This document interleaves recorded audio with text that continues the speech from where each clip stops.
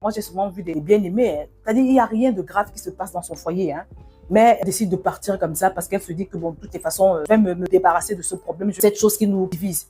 Et quand elle se sépare, elle se retrouve dans une douleur encore pire. Tu vois, parce qu'elle regarde tout l'investissement qu'elle a mis dans la relation.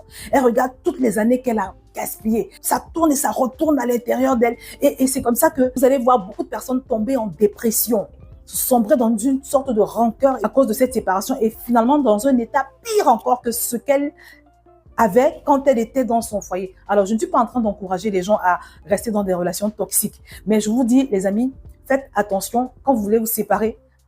Prenez le temps de prier, prenez le temps de vous tenir devant le Seigneur, prenez le temps d'analyser les choses. Est-ce que votre cause de séparation est biblique? Par exemple, que dit l'Esprit?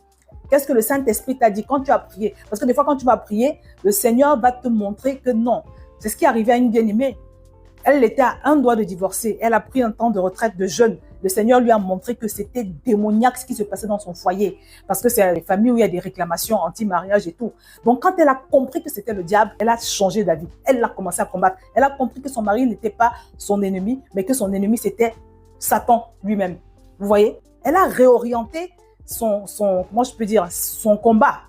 Elle a commencé à s'attaquer à ce diable-là. Et ce n'était qu'une question de quelques mois pour que son mariage soit restauré. Donc, dans tous les cas, prenez le temps. Parce que si tu pars par erreur, sans avoir consulté Dieu, non, il y a de fortes chances que tu te retrouves dans beaucoup de souffrances. Parce que tu n'as pas impliqué le Saint-Esprit dans ta décision de partir.